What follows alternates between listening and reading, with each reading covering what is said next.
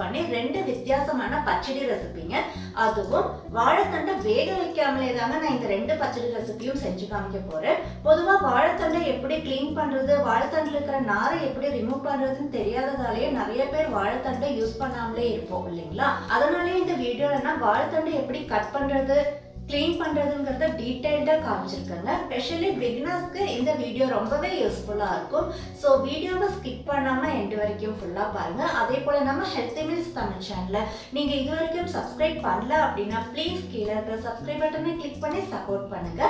கூடவே இருக்கிற bell பட்டனும் press பண்ணி ஆல்ன்ற ஆப்ஷனும் செலக்ட் பண்ணிக்கோங்க. அப்பதான் நம்ம சேனல்ல வர அப்கமிங் வீடியோஸ் உங்களுக்கு உடனே நோட்டிபிகேஷன்ல வரும்.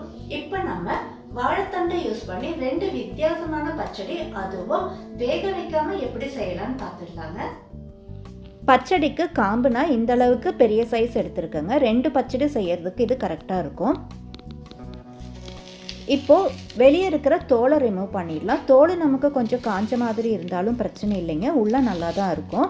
இதே போல் சுற்றியும் லைன்ஸ் கொடுத்துட்டாக்கா ஈஸியாக நமக்கு தோல் ரிமூவ் பண்ணி எடுத்துடலாம்.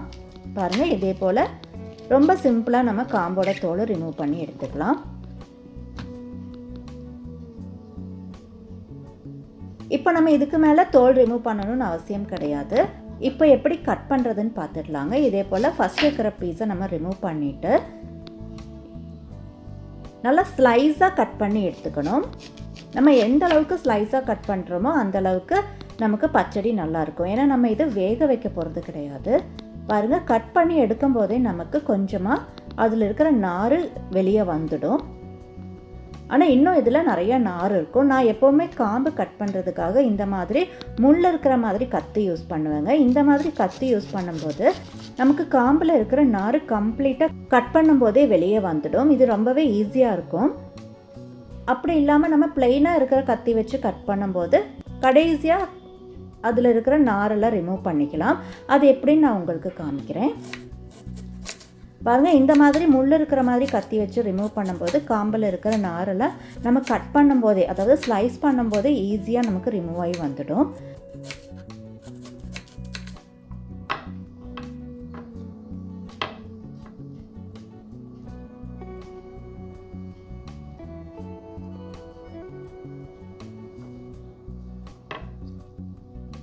இதே போல் காம்பை ஸ்லைஸாக கட் பண்ண பிறகு இமீடியட்டாகவே தண்ணியில் போட்டு ஊற வைக்கிறது நல்லதுங்க. அப்படி இல்லாட்டி காம்பில் இருக்கிற கரையெல்லாம் வெளியே வந்து கலர் சேஞ்ச் ஆகிடும். அந்த மாதிரி கலர் சேஞ்ச் ஆகிற காம்பில் நம்ம சமைக்கும் போது அதோட டேஸ்ட்டு நல்லா இருக்காது.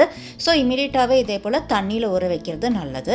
இப்போ இந்த மாதிரி நம்ம எல்லா காம்பையும் ஸ்லைஸ் ஆக்கி தண்ணியில் ஊற வச்ச பிறகு அதிலிருந்து கொஞ்சமாக எடுத்து, அதாவது ஒரு 4லேருந்து 5 பீஸ் ஸ்லைசஸ் எடுத்து மேக்ஸிமம் சின்ன சின்ன பீசஸாக கட் பண்ணி எடுத்துக்கணுங்க. அதாவது பச்சடிக்கு நம்ம எந்த அளவுக்கு பொடியாக நறுக்கிக்கிறோமோ அந்த அளவுக்கு பொடியாக நறுக்கினா தான் இந்த பச்சடி நல்லாயிருக்கும். ஏன்னா நம்ம இதில் காம்பை நம்ம வேக வைக்க போகிறது கிடையாது. அதனாலேயே நம்ம முடிஞ்ச வரைக்கும் பொடியாக நறுக்கி எடுத்துக்கணும். ஃபஸ்ட்டு இதே போல் நீள நீளமாக கட் பண்ண பிறகு இதிலிருந்து பொடி பொடியாக நறுக்கி எடுத்துக்கணுங்க. பாருங்கள், இந்த மாதிரி பொடி பொடியாக நறுக்கி எடுத்துக்கணும்.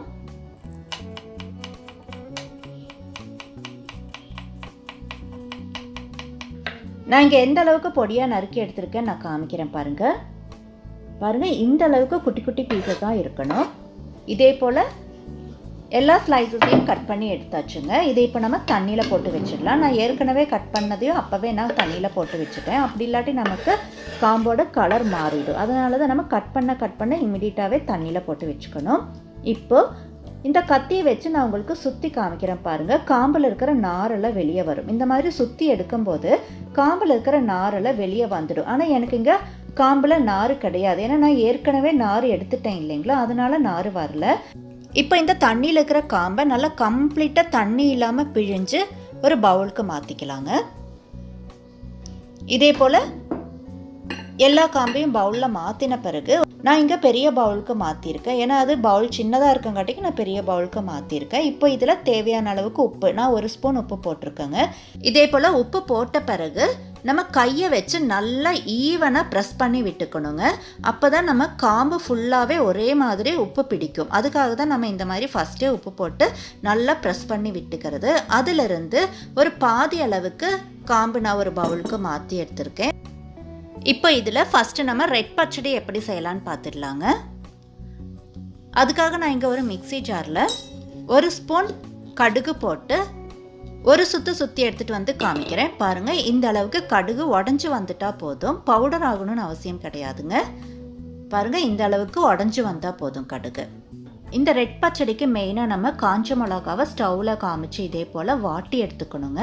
நான் இது எப்போவுமே செய்யறதால நான் டைரெக்டாக ஸ்டவ் மேலே காமிச்சு வாட்டிட்டேன். ஆனால் பிகினர்ஸ் கண்டிப்பாக இந்த மாதிரி ட்ரை பண்ண வேண்டாம். இதே போல் ஏதாவது ஒரு குச்சி வச்சு ஸ்டவ் மேலே காமிச்சு வாட்டினா போதுங்க. இந்த மாதிரி ஈஸியாக வாட்டி எடுத்துக்கலாம். காரத்துக்கு தகுந்த மாதிரி உங்களுக்கு எந்த அளவுக்கு காரம் வேணுமோ அந்த அளவுக்கு காஞ்ச மிளகாவை வாட்டி எடுத்துக்கோங்க. நான் இங்கே ஒரு 5 காஞ்ச மிளகா வாட்டி எடுத்திருக்கேன். அடுத்ததாக ஒரு மிக்ஸி ஜாரில் பச்சடிக்கு தேவையான துருவின தேங்காய் 1 கப், 1/2 கப் அளவுக்கு புளிச்ச தயிர் எடுத்திருக்கேங்க. ரொம்ப புளிக்கணும்னு அவசியம் கிடையாது. ஜீரகம் 1/2 ஸ்பூன், ஏற்கனவே நம்ம வாட்டி வச்சிருக்கிற காஞ்ச மிளகா 5 காஞ்ச மிளகா நான் இங்கே வாட்டி வச்சுருக்கேன். உங்கள் காரத்துக்கு தகுந்த மாதிரி நீங்கள் கூட்டியோ குறைச்சோ போட்டுக்கலாம். இது இப்போ நல்லா பேஸ்ட்டாக அரைச்சி எடுத்துகிட்டு வந்து காமிக்கிறேங்க. பாருங்கள், நல்லா இந்த அளவுக்கு பேஸ்ட்டாக அரைஞ்சிருக்கணும், அப்போ தான் பச்சடிக்கு நல்லாயிருக்கும்.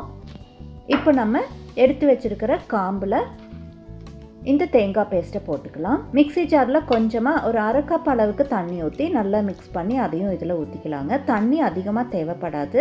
இதில் ஏற்கனவே உடச்சி வச்சுருக்கிற கடுகையும் சேர்த்திக்கலாம். கடைசியாக நம்ம இப்போ பச்சடிக்கு எப்படி தாளிக்கிறதுன்னு பார்த்துடலாம். அதுக்காக ஒரு பேனில் 2 டீஸ்பூன் ஆயில் ஊற்றி, பச்சடிக்கு கோகோனட் ஆயில் மேக்ஸிமம் யூஸ் பண்ணிக்கோங்க, அப்போ தான் நல்லாயிருக்கும். அதில் 1 ஸ்பூன் கடுகு போட்டு, கடுகு லைட்டாக வெடித்து வரும்போது இதில் 2 டேபிள் ஸ்பூன் துருவின தேங்காய் போட்டிருக்கேங்க. தேங்காய் நல்லா இந்த அளவுக்கு ப்ரௌன் கலராக வர்ற வரைக்கும் நல்லா இதே போல் மிக்ஸ் பண்ணி விட்டுக்கணும். இதில் 2 காஞ்ச மிளகா இதே போல் சின்னதாக கட் பண்ணி போட்டிருக்கேன். கூடவே கருவேப்பிலையும் சின்னதாக கட் பண்ணி போட்டு லைட்டாக இதே போல் மிக்ஸ் பண்ணி விட்டு ஸ்டவ் ஆஃப் பண்ணிக்கலாம். பச்சடிக்கான தாளிப்பிங்க ரெடி ஆகிருக்கு. இது இப்போ நம்ம பச்சடியில் மிக்ஸ் பண்ணிடலாம். அதே போல் கடுகு நம்ம இந்த மாதிரி உடச்சி போடும்போது பச்சடிக்கு ரொம்ப டேஸ்ட்டாக இருக்குங்க. காம்பு பச்சடிக்கு மட்டும் இல்லைங்க, நம்ம எந்த பச்சடி செய்யும் போதும் கடுகு இதே போல் உடச்சி போடும்போது அதோட டேஸ்ட் A1 இருக்கும். நீங்களும் கண்டிப்பாக இந்த ஸ்டெப்பை ஸ்கிப் பண்ணாமல் ட்ரை பண்ணி பாருங்கள். இப்போ நம்ம பச்சடிக்கு தேவையான உப்பு செக் பண்ணி பார்த்துட்டு போட்டுக்கலாம். நான் இங்கே ஒரு 3/4 ஸ்பூன் அளவுக்கு உப்பு போட்டிருக்கேங்க. உப்பு போட்டு நல்லா ஒரு தடவை மிக்ஸ் பண்ணி விட்டுட்டா அவ்வளோதாங்க, நம்மளோட ரெட் பச்சடி இங்கே சூப்பராக ரெடி ஆகிருக்கு. உங்களுக்கு இந்த ரெட் பச்சடி ரெசிபி பிடிச்சிருந்தது அப்படின்னா நீங்களும் கண்டிப்பாக உங்கள் வீட்டில் ட்ரை பண்ணி பாருங்கள். அடுத்ததாக இப்போ நம்ம பார்க்க போகிறது ஒயிட் பச்சடி. பொடியாக நறுக்கி வச்சுருக்கிற காம்பை எடுத்து அது கூட இதே போல் பொடியாக நறுக்கி வச்சுருக்கிற பெரிய வெங்காயம் 1/2 கப் அளவுக்கு சேர்த்திருக்கோங்க. அதாவது காம்பும் பெரிய வெங்காயமும் ஒரே போல் பொடியாக நறுக்கினதாக இருக்கணும். இது கூட 2 பச்சை மிளகா ஸ்லைஸாக கட் பண்ணினதும் போட்டிருக்கேன். காரத்துக்காக நம்ம இங்கே பச்சை மிளகா மட்டும்தாங்க சேர்த்திக்க போகிறோம். இது இப்போ நல்லா இதே போல் கையை வச்சு நல்லா மிக்ஸ் பண்ணி விட்ட பிறகு பச்சடிக்கு தேவையான அரைப்பு பார்த்துடலாம். அதுக்காக நம்ம இங்கே முன்னமே பண்ண மாதிரி மிக்ஸி ஜாரில் 1 ஸ்பூன் அளவுக்கு கடுகு போட்டு இதே போல் உடச்சி எடுத்துக்கலாம். இப்போ இதே மிக்ஸி ஜாரில் 1/2 கப் அளவுக்கு துருவின தேங்காய், தயிர் 1/2 கப் அளவுக்கு நல்லா புளிச்ச தயிராகவே எடுத்திருக்கேன். இது ரெண்டையும் சேர்த்தின பிறகு நல்லா பேஸ்ட்டாக அரைச்சி எடுத்துகிட்டு வந்து காமிக்கிறேங்க.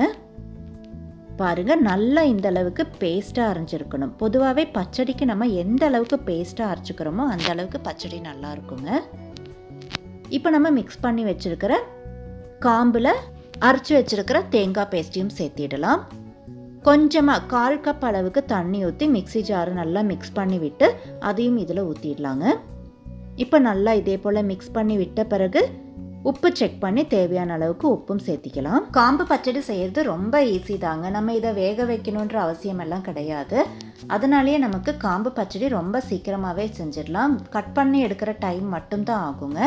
நல்லா இதே போல் மிக்ஸ் பண்ணி விட்ட பிறகு உப்பு செக் பண்ணி பார்த்துட்டு தேவையான அளவுக்கு உப்பு, ஏற்கனவே நம்ம பவுடர் பண்ணி வச்சுருக்கிற கடுகு, இது ரெண்டையும் சேர்த்தின பிறகு கடைசியாக தாளிப்பு நம்ம எப்படின்னு பார்த்துடலாங்க. அதுக்காக 1 டீஸ்பூன் ஆயில் ஊற்றி அதில் 1 டீஸ்பூன் கடுகும் போட்டு கடுகு லைட்டாக பொரிஞ்சு வரும்போது அதில் 1 காஞ்ச மிளகா இதே போல் கட் பண்ணி போட்டது, கொஞ்சமாக கருவேப்பிலை கட் பண்ணி போட்டு அதை பச்சடியில் சேர்த்திக்கலாம்.